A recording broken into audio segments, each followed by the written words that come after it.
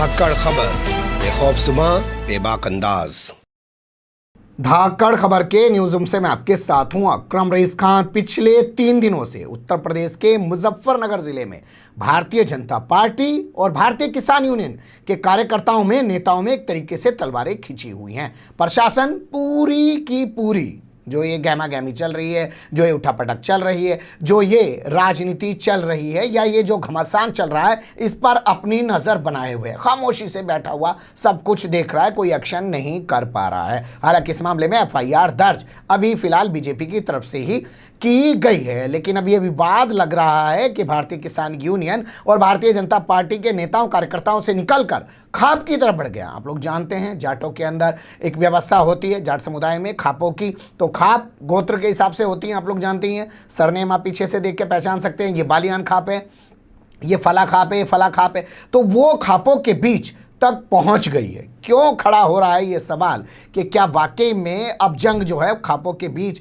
होने जा रही है, और क्या वाकई में खापों के बीच जंग हो पाएगी? क्योंकि खाप के अंदर भी जो तमाम लोग हैं वो किसान हैं। क्या वो भाजपा के साथ सिर्फ इस बात पे खड़े हो पाएंगे, भाजपा के विधायक के साथ सिर्फ इस बात पे खड़े हो पाएंगे कि वो उनकी खाप से ताल्लुक रखते हैं? और क्यों यहाँ से बीजेपी के सांसद और मंत्री कह रहे हैं कि अब जिले के अंदर कानून का राज होना चाहिए, उसे भी आपके सामने रखेंगे और इस पर सवाल उठाने की कोशिश करेंगे कि आपसे पहले जिले के अंदर कानून का राज नहीं था। आदित्यनाथ योगी 4.5 साल से सीएम है, अब क्यों कहा जा रहा है कि अब जिले में कानून का राज होना चाहिए? तो बारी बारी से हर तस्वीर से आपको रूबरू कराने की कोशिश करेंगे। चलते हैं पहली तस्वीर की तरफ। मुझे लगता है पहली तस्वीर भी आपके सामने रखी जाए, उससे पहले विवाद की बात बता देते हैं। आपको याद होना चाहिए, उत्तर प्रदेश का एक जिला है मुजफ्फरनगर। मुजफ्फरनगर जिले का एक गांव है सिसोली। ये गांव भारतीय किसान यूनियन का गढ़ माना जाता है और इस गांव को बहुत सारे लोग किसानों की राजधानी के तौर पर भी पेश करते हैं, इसी तरीके से बताते हैं। यहाँ पर बुढ़ाना से जो विधायक हैं, उमेश मलिक बीजेपी के विधायक हैं, वो पहुँच गए। जल कल्याण समिति थी, कोई उसका वार्षिकोत्सव था, उस दौरान वहाँ पहुँचे, उन पर हमला कर दिया गया, पथराव हुआ। उनका आरोप है कि उनके सिक्योरिटी गार्ड को घायल कर दिया गया, उनके ड्राइवर को घायल कर दिया गया, उनकी गाड़ी को तोड़ दिया गया और उन्होंने इस पूरे मामले को इस तरीके से पेश किया जैसे उन पर कातिलाना हमला किया गया। उन्होंने कहा कि उनकी हत्या किए जाने की कोशिश की गई। ये तमाम खबरें मैं आपके सामने पिछले 2 दिनों में रख चुका हूँ। आज के ताज़ा अपडेट में जो चीज़ें रखने जा रहा हूँ उन्हें थोड़ा गौर से देखिए और सुनिएगा और सोचिएगा कि भाजपा और यूनियन के लोगों से निकलकर अब ये विवाद क्या खाप के बीच विवाद के तौर पर उभरने जा रहा है या सामने आने जा रहा है। इस पूरे हंगामे में जो सबसे पहली तस्वीर अब मैं आपके सामने रख रहा हूं, उसमें पुलिस को अल्टीमेटम दिया गया कि अगर उसने गिरफ्तारी करने की कोशिश की तो सबसे पहले उसे यूनियन के नेताओं की गिरफ्तारी करनी पड़ेगी। यही नहीं, मुकदमा सिर्फ अभी एक तरफ से लिखा गया है, सिर्फ विधायक की तरफ से मुकदमा लिखा गया, तो जो लोग और पीड़ित हैं उनकी तरफ से भी मुकदमा लिखा जाएगा। विधायक के खिलाफ भी मुकदमा लिखा जाएगा, जिन लोगों ने विधायक को गांव में बुलाया था उनके खिलाफ भी मुकदमा लिखा जाएगा। ये हमारा कहना नहीं है। भारतीय किसान यूनियन के राष्ट्रीय अध्यक्ष नरेश टिकैत, जो राकेश टिकैत राष्ट्रीय प्रवक्ता के बड़े भाई हैं, उनकी जबानी सुन लीजिए, वो ऐलान कर रहे हैं खुला माइक से। समझौता होगा, इज्जत के साथ में समझौता होगा, नई बात होगी मुकदमे। यहाँ के विधायक की जो क्षेत्र का विधायक है उसके खिलाफ भी मुकदमा होगा और जिन्होंने बुलाए उनके खिलाफ भी मुकदमा होगा, उनके खिलाफ, सबके खिलाफ मुकदमा होगा। इस बात के लिए तैयार रहे। सुन लिया आपने, ये नरेश टिकैत हैं और इन्होंने सीधा ऐलान कर दिया कि अगर गिरफ्तारी हुई तो सबसे पहले यूनियन के नेता अपनी गिरफ्तारी देंगे। इसी क्रम में वो आगे कहते हैं कि कालिख जो फेंकी गई है कार पर, उसको चेतावनी के तौर पर भाजपा के लोग समझें, नहीं तो आने वाले टाइम में उनको इसका बड़ा खमियाजा भुगतना पड़ेगा। अब भी वो सुधर सकते हैं। कैसे वो बता रहे हैं, उन्हीं की ज़बानी सुन लीजिए। यह चेतावनी है, इनकी गाड़ी पर कागज पोती गई, यह चेतावनी है, शुरुआत है, ये समझ लियो। ये इनके लिए शुभ लक्षण नहीं है। कहा गए कि उन्हें बुला रखे थे और किसी को पता नहीं था, किसी को पता नहीं था कि इस तरह की बात होगी। ये भी आपने सुन लिया। अब इसके बाद जो सबसे अहम खबर हमारे हिसाब से होनी चाहिए यह है वो ये कि उन्होंने कह दिया कि बालियान खाप के एक भी गांव में नहीं घुस पाएगा बीजेपी का विधायक उमेश मलिक। कैसे वो ऐलान कर रहे हैं, सुन लीजिए। हमने यह घोषणा कर दी बगल की तो बात बहुत बगल की है, गांव तो सब अपने हैं। अगर बालियान खाप में ही घुस जा, हमने घोषणा कर दी अगर बालियान खाप में घुस जा तो इसके साथ कुछ भी हो सके।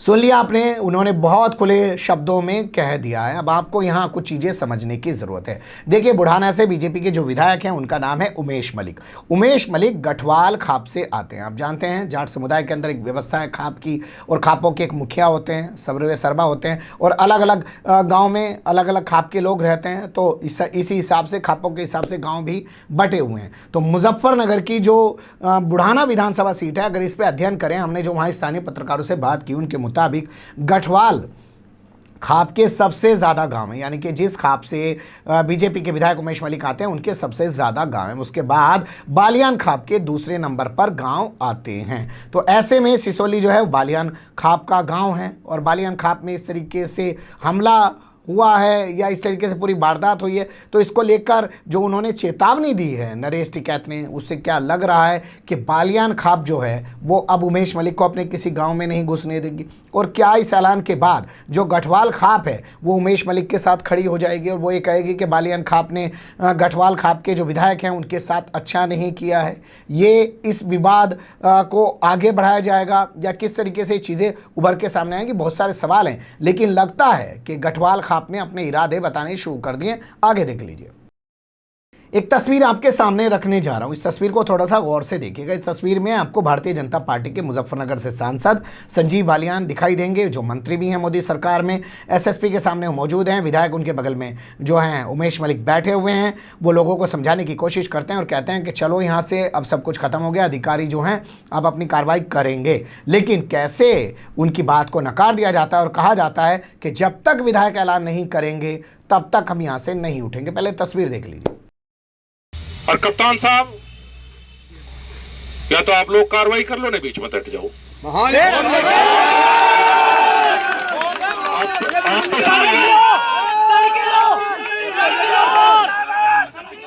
अगर सबको अपने कार्यकर्ता प्यारे हमारे भाई हैं, परिवार का हिस्सा है, भारतीय जनता पार्टी का परिवार है, और मैं उम्मीद करूंगा कि आज के बाद जनपद में कानून का राज कायम होगा, जिस काम के लिए हमें बैठे हैं। आपसे एक निवेदन है, आप लोगों से एक निवेदन है, समय दे दो। चूंकि हम सत्ता में ना होते तो यहीं रहते हैं, या मजबूरी समझ लो। कप्तान साहब को कहो जी।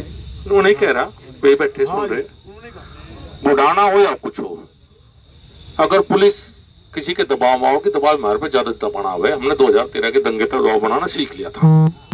या तो आप लोग मान लेंगे, नहीं हमारे भी उसी तरीके पाएंगे, रोज हम भी सड़क पर रहेंगे, हमें शोभा देखना थे। तो मेरा एक निवेदन है आप सबसे भी भाई, चूंकि हम यहाँ बैठे रहेंगे तो ये भी बैठे रहेंगे, इन्होंने कहा हम कार्रवाई करेंगे, जो कानूनी कार्रवाई हम उसकी प्रतीक्षा करें। और मैं आप सबसे निवेदन करूंगा, कोई नहीं, गुस्से को पीना चाहिए, समय होगा जब निकाल लेंगे। हाथ जोड़ के सबसे निवेदन है, बस यही है। मैं ना कोई बात नहीं,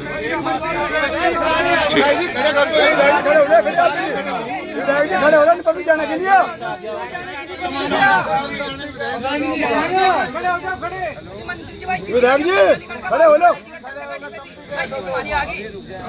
विधायक जी बोलना पड़ेगा, खड़े होगा। आप भी कह दो।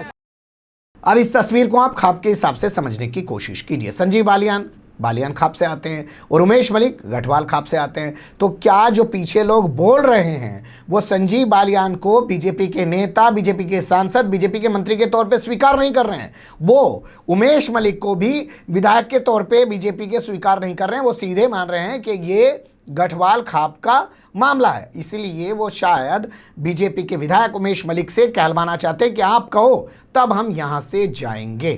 क्या ये तस्वीर कुछ ऐसा बयान नहीं करती है? अब इसको छोड़ देते हैं, एक दिलचस्प तस्वीर से आपको रूबरू कराते हैं। जो बयान मैंने आपके सामने रखा, इसी बयान को मैं दोबारा आपके सामने रखने जा रहा हूं, क्योंकि यहां संजीव बालियान ने एसएसपी से कहा, कप्तान साहब अब जिले में कानून का राज होना चाहिए। उनकी ज़बानी पहले सुन लीजिए, फिर कुछ चीजें आपके सामने रखता हूं।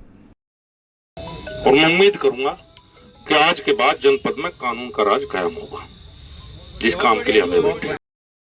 सुन लिया आपने, उन्होंने कहा कि जिले के अंदर कानून का राज होना चाहिए। यहाँ सवाल ये पैदा होता है कि मंत्री महोदय स्पष्ट कीजिए, क्या अभी तक जिले में कानून का राज नहीं चल रहा था? और क्या कप्तान महोदय जो हैं, जो आप ही की सरकार के द्वारा लगाया गया एक आईपीएस अफसर है मुजफ्फरनगर के अंदर, अभिषेक यादव, जो चुनाव में दुनिया भर का दहाड़ रहा था, वो इस पूरे मामले में खामोश बना हुआ है? आप किस तरीके से हड़का रहे हैं, उसके मुंह से जबान नहीं निकल रही है। क्या आप भी मान रहे हैं वो सही से यहाँ की कानून व्यवस्था को नहीं चला पा रहा था?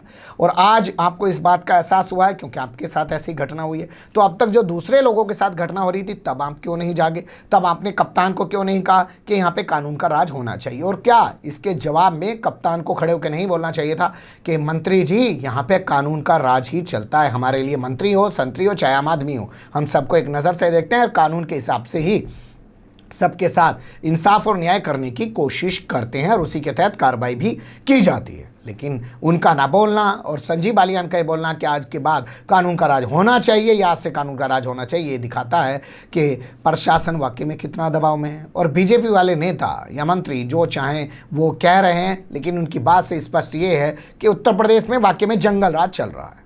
लेकिन जब अपने पे पड़ती है तब इनको कानून की याद आती है। बने रहिएगा धाकड़ खबर के साथ।